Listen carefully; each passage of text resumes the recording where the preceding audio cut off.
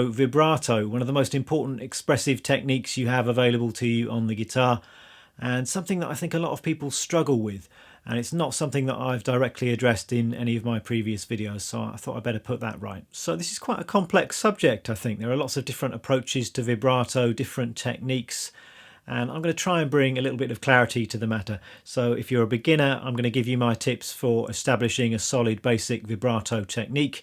If you're a bit more advanced, I'm going to try and help you improve your sound. And I think vibrato is one of those things that will really mark you out as sounding like an experienced and confident player. So it's really worth working on this skill and getting it right. Let's start by defining vibrato, shall we? Now, according to the Oxford Dictionary of Music by Michael Kennedy, vibrato, Italian vibrated, undulation of pitch of a note produced in stringed instruments by controlled vibration of player's finger stopping the string, and in wind instruments by breath control. So yes, it's the wobbling of the pitch of a note, and on the guitar you can of course achieve that with the vibrato arm or the whammy bar. I don't have one on a Les Paul, or you could get a vibrato pedal, which is a very cool effect, but in this video I'm going to be focusing on achieving that wobbling effect by manually agitating the string on the guitar with your fretting hand. So were you to take a look at half a dozen or so of your favourite players, you'd probably find that they all have a slightly different approach to vibrato, and they'll have a slightly different technique and a slightly different sound. But having said that, I think you can talk about three basic types of vibrato, and most players will fall into one or other of these categories, and maybe their technique will be a slight variation on one of these things, but broadly speaking it's going to be one of these types of vibrato. The first type of vibrato I would describe as classical vibrato, and this is something that you see in orchestral string players, in violinists and cellists, and also on the classical guitar as well. And the idea behind this technique is you're moving your fretting hand finger from side to side along the length of the string in this kind of a way. So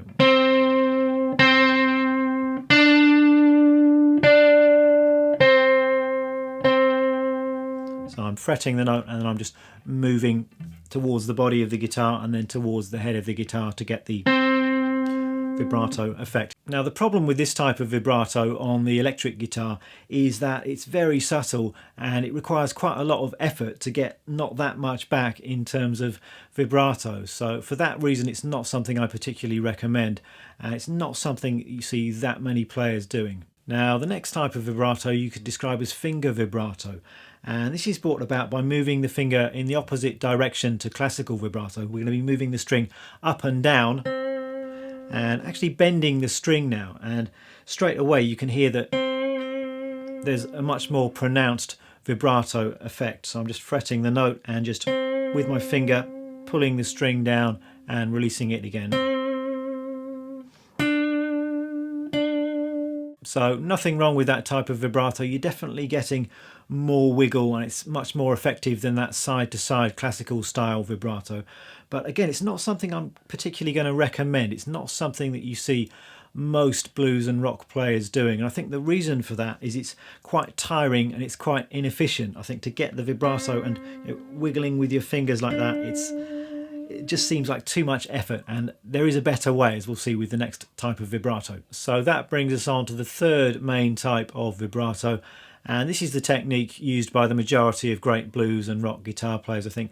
And I've heard this described as wrist vibrato, and the basic movement is just rotating your wrist or rotating your forearm to achieve that wobble effect.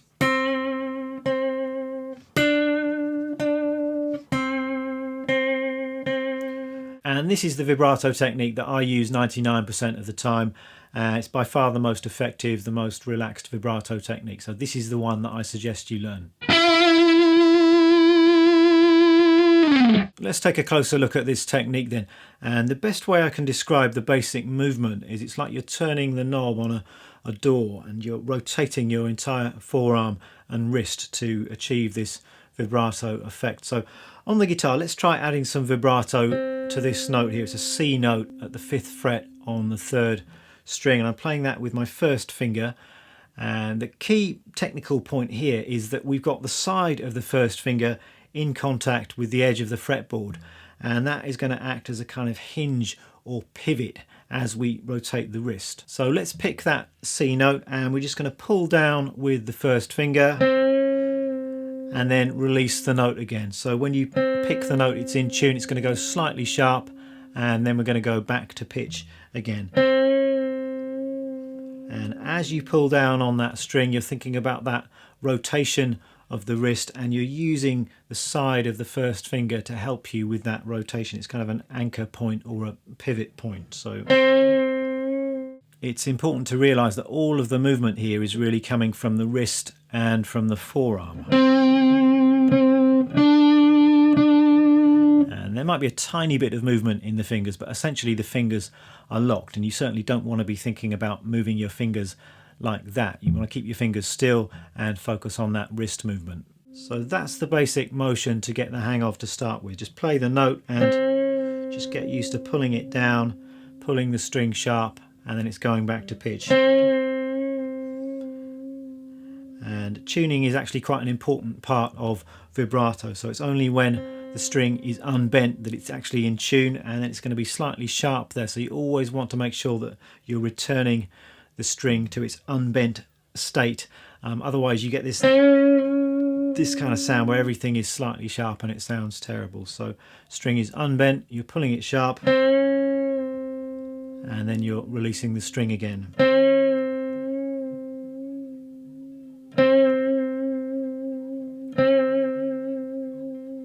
Now it's probably easiest to start doing this with the first finger, and you can just kind of play some random notes and get used to that motion. But it's exactly the same technique with the other fingers, so you probably want to be practicing it with your second finger as well,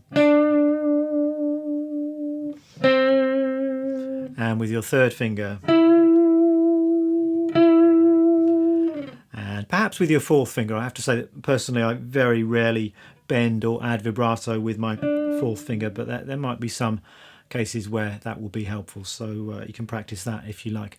Another important thing, I think, when you're vibratoing with your second finger or with your third finger, just like with string bending, you can use the other fingers to support the finger that's doing the vibrato. So if I'm vibratoing with my second finger, I'll quite often have my first finger helping out, and likewise vibratoing with the third finger, I've got the other two fingers behind that and just giving you a bit more control. So that's the basic idea, and if this is new to you, I suggest you just spend a lot of time just playing some random notes and trying to add a bit of simple vibrato to them. So you can use any of the fingers of your fretting hand. I think for most people it's easiest to pull down to start with when they're getting used to this technique, but you're free to push the string up as well. Some players prefer that. In terms of the sound, it makes no difference at all. We're just bending the string sharp, and it's the same whether you pull it down or push it up. So you might want to experiment with pushing the string up as well. And I think I tend to pull the strings down most of the time, although on the higher strings, on the second string and in particular on the first string, then you might like to push the string up. So if you're on the first string, then obviously if you pull the string down to try and get vibrato, it's just going to fall off the edge of the fretboard. So there you're going to have to push the string up. But in terms of basic technique, it's really the same thing. It's still that rotation of the wrist. You've still got that anchor point on the edge of the fretboard. So it's marginally more difficult, I think, for most players, but it's the same basic feeling and the same basic technique. Once you got the hang of this basic technique, you might like to start thinking about what makes for a good vibrato sound. And this is where you might start listening to some of your favourite players with a particular focus on their vibrato and try and copy it, try and imitate the sound that they're getting. Now, the basic variables that you've got to play around with here are speed and width. Now, speed of vibrato I think is fairly self-explanatory. You've got a fast vibrato and you've got slower vibrato. It just depends how quickly you're pulling on that string. And then the width of the vibrato is how much you're pulling the string. So you can have quite subtle vibrato, or you can have quite wide vibrato. And you can mix these variables, and that's how you can arrive at your own sound with vibrato. So I think when you're practicing, you might want to just exaggerate all of these things and just really get a feel for some of the possibilities. So you can have fast, narrow vibrato. You can have fast, wide vibrato. You could have slow, narrow vibrato. And you can have fast, narrow vibrato. All of those, I think, are valid approaches and valid sounds for vibrato. It really comes down to the sound that you prefer, and that's what's going to give your vibrato its own character. A question which sometimes comes up is, does my vibrato need to be in time with the music?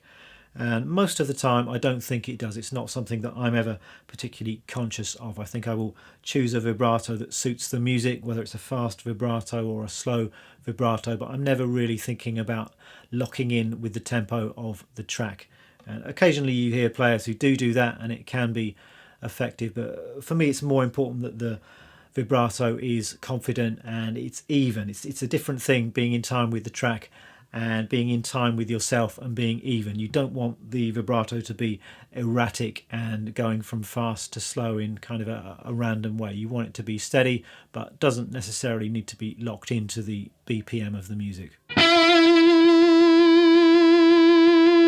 How to practice vibrato, and I think if you're more of an intermediate or advanced player, the best thing you can do is probably to put on a slow blues backing track and play over that for 20 minutes a day. It's just nothing like that for really giving you a good vibrato workout. Or you might like to work on some tunes that are quite vibrato intensive, such as the Jigsaw Puzzle Blues track that I did a video on a few weeks ago. If you're new to vibrato, a few exercises might be useful. So what I would suggest is perhaps just taking a simple scale and then adding vibrato to each of the notes in the scale. So we could perhaps start with a simple A minor pentatonic scale, and give yourself 4 or so beats on each of the notes and just concentrate on giving each of the notes a nice even smooth vibrato.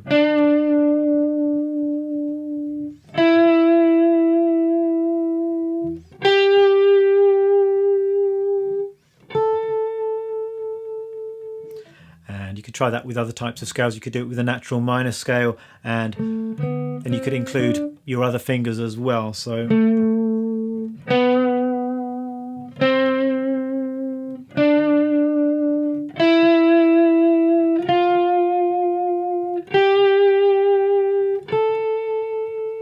and in the beginning I'd suggest keeping the vibrato quite slow, quite even, and working up the speed. So it's more important to be even than it is to be fast with vibrato. So just a nice even pull on the string, making sure you're always returning to pitch.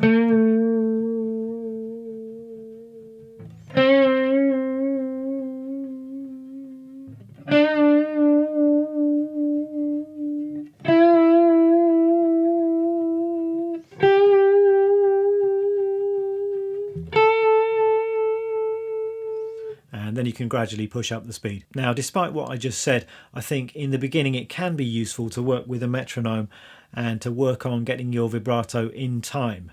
And this is not because you want to do it that way when you're actually playing music, but it's more about developing control and evenness in your vibrato, and also gauging your progress. So you can start off slow and then work your way up with the help of a metronome to develop your vibrato speed.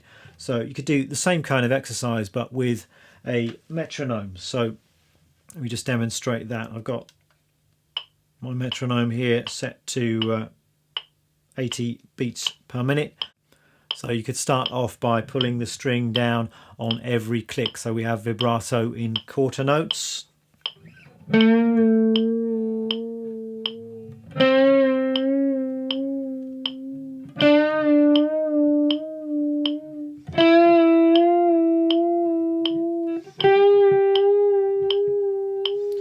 Really good way to get used to the basic technique. When you're feeling confident with that, you could go up to 8 notes. So you're thinking 1 and 2 and 3 and 4, and so we've got 2 pulls per click of the metronome, and that would sound like this.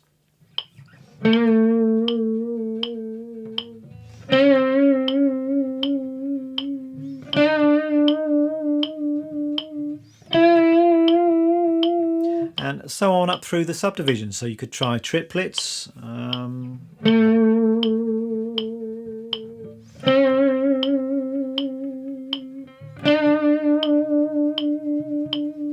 And then 16th notes.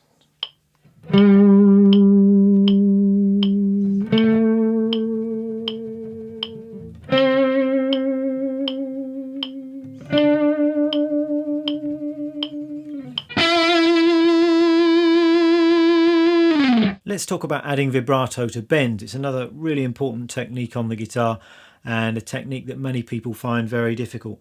But really it's exactly the same technique as adding vibrato to unbent notes. All of the same stuff is at play. We're still using that rotation of the wrist. You've still got that anchor point on the side of your first finger. So let's see how this might work on the guitar. Let's bend this D note here, and we're going to bend it up a whole step, and then we're going to add some vibrato. And even more so than with normal vibrato, tuning is going to be important here. So the first thing to do is to bend that note and make sure you're up to pitch. So we're bending a D up to an E, so make sure you're hitting that pitch. And then we're going to add in the vibrato, and this is where the rotation of the wrist comes in. And the way I think about it is we're at pitch, and then we're just releasing the bend slightly, so we're going flat, and then we're bending back up again, so we're in tune. So it's bend and then release slightly, and then back up to pitch.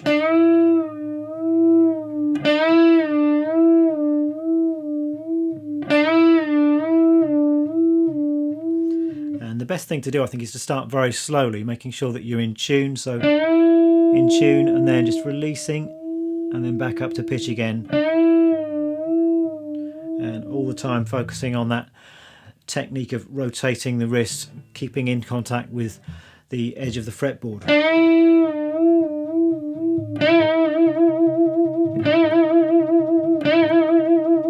And then you can gradually push up speed.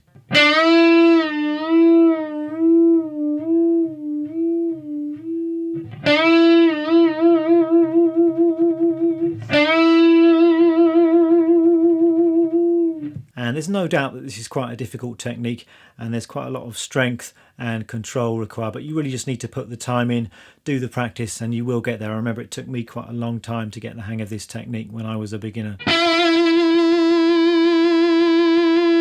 Even if you're more of an advanced player and you've already got your vibrato technique together, I still think it's something worth practicing and something worth thinking about.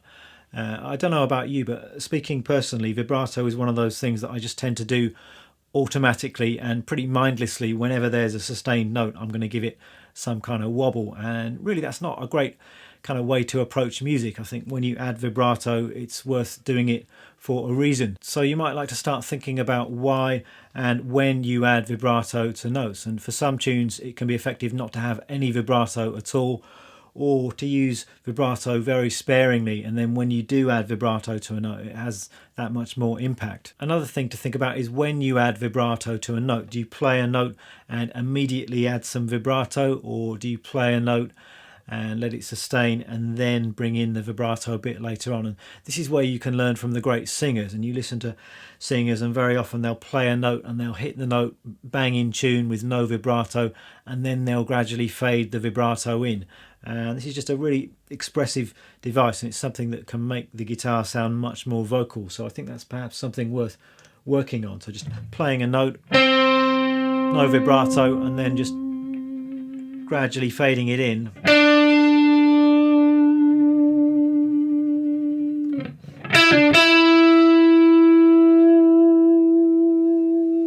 It works well on bends too.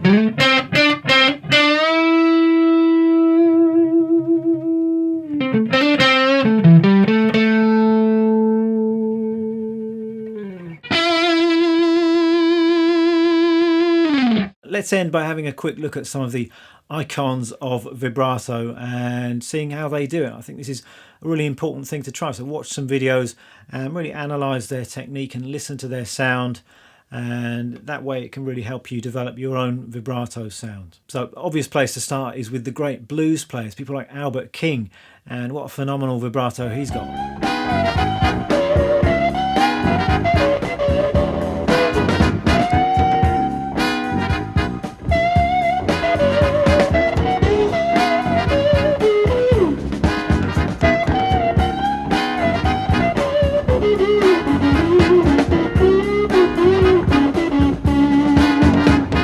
It's an amazing vibrato he's got there. Yes, he's got quite an unconventional technique. He's got the guitar upside down, the strings are upside down. He's kind of pulling down to get some of those bends, and I think he's got an unusual tuning as well. But the basic vibrato technique is exactly what we've been talking about. It's that classic wrist movement vibrato, and he's got kind of a medium width, medium speed vibrato, I think.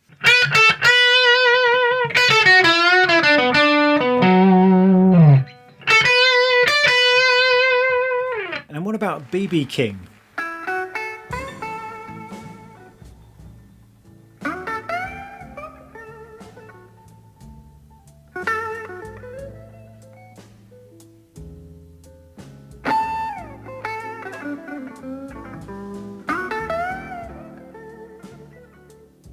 And BB is someone with a very famous vibrato, and he kind of does things his own way. He's got this trademark vibrato where his whole hand is kind of flying around. Some people would describe it as a butterfly vibrato, but really it's just an exaggeration of that basic wrist movement vibrato. So BB playing a blues in A there, and it's very often on the A root notes that he's adding that trademark vibrato.